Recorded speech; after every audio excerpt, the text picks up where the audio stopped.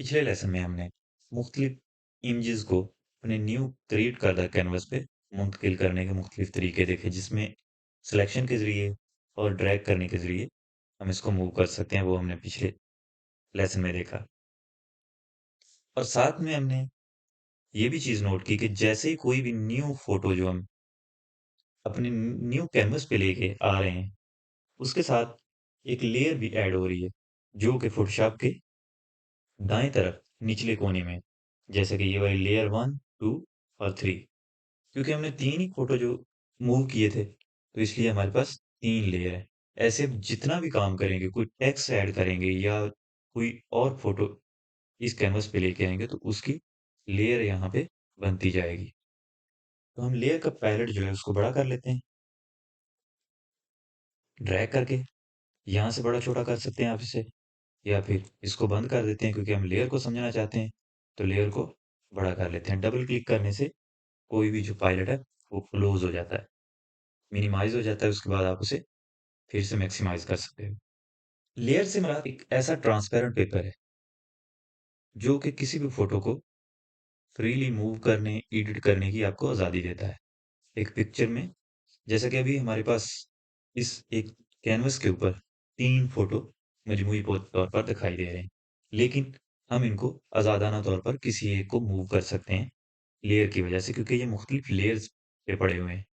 Layers के जो हमारे पास थंबनेल नज़र आ रहे हैं, इनको हम पर्सनलाइज़ कर सकते हैं, यानी अपनी मर्ज़ी के हिसाब से बड़ा या छोटा कर सकते हैं, जिसके ऑप्शन हमें पायलट के दाएँ तरफ बिल्कुल कोने पे लेफ्ट क्लिक करने से मिलते हैं, जिसमें पैनल ऑप्शन के नाम से मौजूद है।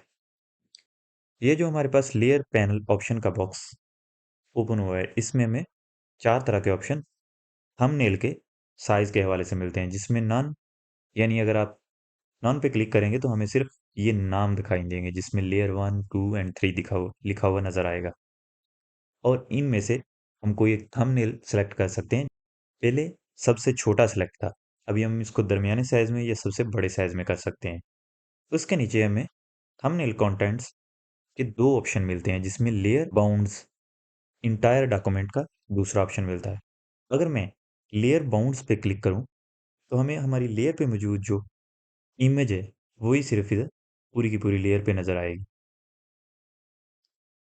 और अगर मैं एंटायर डॉक्यूमेंट पे क्लिक करूँ, तो ये पूरी की पूरी शीट हमें नज़र आ रही है और उसके कोने पे जो हमारा कॉन वो भी हमें न तो आपकी याददाश्त के लिए थोड़ा-सा इसको लेयर बाउंड्स पे क्लिक करते हैं। ऊपर से मैंने थंबनेल को मीडियम साइज़ में कर दिया और इसको ओके प्रेस करते हैं, तो आप देख सकते हैं कि अभी हमारा जो एप्पल था, हमारे रियल कैनवास पे दाएँ कोने पे शो हो रहा है, लेकिन लेयर में ये बिल्कुल दरमियान में दिखाई दे रहा है। इसी तरह हमारी ये तीसरी फ़ोटो जो है, ये हमें बिल्कुल दरमियान में दिख रही है, हालाँकि हमारे पास ये बिल्कुल कोने पे मौजूद है। और इसी तरह से ये भी जो हमारे पास एप्पल और ऑरेंज स्लाइसेस थे, ये भी बिल्कुल लेयर के दरमियान में दिखाई दे रहे हैं। तो हम लेयर बाउंड्स के ऑप्शन जो है, उसको हटा देते हैं, ताकि हमें अपना जो कंटेंट है, वो सिर्फ़ उसी जगह पे दिखाई दे, जहाँ पे वो पड़ा हुआ है। तो हम एंटायर डॉक्यूमेंट पे क्लिक करते हैं और ओके प्रेस कर देते हैं। अभी देखिए हमारे पास थंबनेल तो बड़े साइज़ में हैं, लेकिन हमारी जो पिक्चर्स हैं, ये वहीं पे पड़ी दिखाई दे रही हैं, जहाँ पे रियल साइज़ में हमारे पास पड़ी हुई हैं। अगर हमारे पास बाय मिस्टेक या किसी और सूरत में हमने लेयर का जो ऑप्शन है, उसे क्लोज़ कर लिया है, दोबारा से लेयर पायलट को विंडो के मेन्यू से F7 या इस लेयर के ऑप्शन को दोबारा से क्लिक करने से उसे हासिल कर सकते हैं। लेयर पे मौजूद कोई भी कंटेंट हम अपनी मर्ज़ी के मुताबिक एडिट कर सकते हैं, इसे रीसाइज़ कर सकते हैं, इस पे ब्रश यूज़ कर सकते हैं, इस पे सिलेक्शन यूज़ कर सकते हैं और मख़सूस उसी पे होगी जिसकी लेयर आपने सेलेक्ट की होगी। लेयर को सेलेक्ट करने के लिए आप लेयर पे जाके माउस का लेफ्ट बटन दबाएँ या फिर माउस का लेफ्ट बटन किसी भी पिक्चर के ऊपर दबाएँ, तो वो लेयर सेलेक्ट हो जाती है। जैसे कि अभी हम एप्पल वाली लेयर यानी लेयर नंबर 1 पे हैं, तो लेयर नंबर 2 पे हमें ऑरेंज स्लाइसेस दिखाई दे रहे हैं, लेकिन हमारी लेयर नंबर 1 सिलेक्टेड है। तो अभी हम ऑरेंज स्लाइसेस वाली जो हमारी इमेज है, इसको हम एडिट नहीं कर सकते। जैसा कि हमारे पास ये रेज़र टूल है, हमने ये रेज़र टूल सेलेक्ट कर लिया, साइज़ थोड़ा-सा बड़ा कर लेते हैं इसका ताकि वाज़ेह दिखाई दे। साइज़ को थोड़ा-सा बड़ा कर लिया और अभी हम इसको मूव करेंगे लेकिन ये अरेज़ नहीं कर रहा क्योंकि हमारी लेयर जो है वो एप्पल वाली सिलेक्ट है और सिर्फ़ ये एप्पल वाली लेयर पे ही काम करेगा। जैसा कि अभी मैं एप्पल वाली लेयर पे इसको स्ट्रोक लगाऊँ तो ये बिल्कुल काम ठीक से करता है। कंट्रोल ज़ेड के ज़रिए अंडू कर देते हैं और उसके बाद हम किसी भी लेयर पे मौजूद जो कंटेंट है उसको रीसाइज़ कर लेते हैं। इसके लिए शॉर्ट की कंट्रोल प्लस पी या फिर एडिट के मेन्यू से फ्री ट्रांसफर टूल के नाम से मौजूद है, जिसकी शॉर्टकट कंट्रोल प्लस टी है। इसको दबाने से जिस लेयर पे आप मौजूद हैं उसे फ्रीली रीसाइज़ कर सकते हैं। माउस के लेफ्ट बटन को किसी भी कोने पे लाके दबाने से इसको हम दोनों तरफ एक ही जैसा बढ़ा सकते हैं और एक ही जैसा कम होगी। और अगर हम इसके साथ शिफ्ट दबा लें, तो ये आप फ्रीली इसे मूव कर सकते हैं, लंबाई की तरफ या चौड़ाई की तरफ। और अगर आप शिफ्ट को छोड़कर कंट्रोल दबा लें, तो आप इसे एक कोने से खींच सकते हैं। और अगर आप कंट्रोल के साथ एल्ट दबा लें, तो ये ऑपोज़िट कोने से बढ़ेगी और कम होगी बिल्कुल एक ही साइज़ में।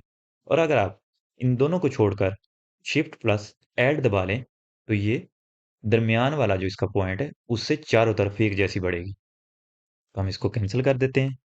दूसरा लेयर के हवाले से जो बहुत ज़्यादा यूज़ होने वाला ऑप्शन है, वो है लेयर की ओपेसिटी यानी किसी भी इमेज की शिद्दत। ओपेसिटी के ज़रिए हम किसी भी इमेज को धुंधला कर सकते हैं, यानी वो कितनी दिखाई देगी।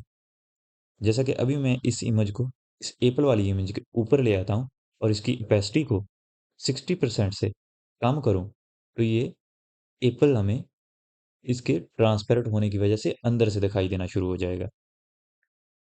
तो हम किसी भी लेयर की ओपेसिटी को यहाँ से कंट्रोल कर सकते हैं, यानी उसके ट्रांसपेरेंट उसे कर सकते हैं।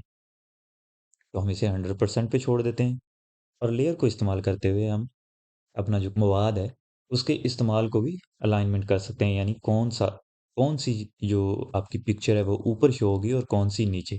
जैसा कि अभी हमने देखा कि इस पिक्चर को हमने एप्पल के ऊपर करके इसकी ओपेसिटी को कम किया और इसको ट्रांसपेरेंट बनाया। इसी तरह हम एप्पल को इसके ऊपर करके अगर ट्रांसपेरेंट करना चाहें या इसके ऊपर शो करना चाहें, तो उसके लिए हम क्या करेंगे? लेयर नंबर 1 है, इसके ऊपर लेयर नंबर 2 और लेयर नंबर 3 पे हमारी ये वाली इमेज पड़ी हुई है। तो इसका मतलब ये है कि जो एप्पल वाली लेयर है, वो इन दोनों लेयर से नीचे है। तो इसी लिहाज से एप्पल वाली पिक्चर इन दोनों इमेजेस के नीचे शो होगी और ये वाली दोनों इमेजेस इसके ऊपर। इसी तरह अगर हम एप्पल वाली इमेज को इनके ऊपर शो करना चाहते हैं, तो हमें लेयर को इनके ऊपर लेके जाना पड़ेगा, जिसका सिंपल तरीका माउस का लेफ्ट बटन किसी भी लेयर के ऊपर लाएँ और इसको दबाकर ड्रैग कर लें। अभी हम लेयर 2 के ऊपर इसको ड्रॉप कर दें, तो ये ऑरेंज स्लाइसेस वाली इमेज के ऊपर शो होगी और अगर हम लेयर नंबर 3 से भी ऊपर ले जाएँ, तो ये हमारा जो एप्पल वाली इमेज है, ये दोनों इन इमेजेस के ऊपर शो होगी। तो इस लेक्चर में हमने अब तक लेयर्स के बारे में बात की कि लेयर का जो पायलट है, उसको आप पर्सनलाइज़ कैसे कर सकते हैं। उसके बाद लेयर में जो मूवमेंट है कंटेंट की, उसको कैसे आप कर सकते हैं। फ्री ट्रांसफॉर्म टूल के बारे में बात की।